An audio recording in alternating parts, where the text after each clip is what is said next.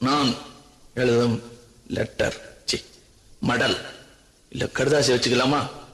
ஆனா கடிதமே இருக்கட்டும். படி. கண்மணி அன்போடு காதலன் நான் எழுதும் கடிதமே. பாட்டாவே படிச்சிட்டியா? அப்ப நானும் முதல்ல கண்மணி சொன்னல, இங்க பொன்மணி போட்டுக்க. பொன்மணி, உன் வீட்டுல சௌக்கியமா? நான் இங்க சௌக்கியம். பொன்மணி, உன் வீட்டில் சௌக்கியமா? நான் இங்கு சௌக்கியமே. உன்னை நினைச்சு பார்க்கும்போது கவிதை மனசுல அருவி மாதிரி கொட்டுது. ஆனா அதை எழுதணும்னு உட்காந்தா அந்த எழுத்துதான் வார்த்தை.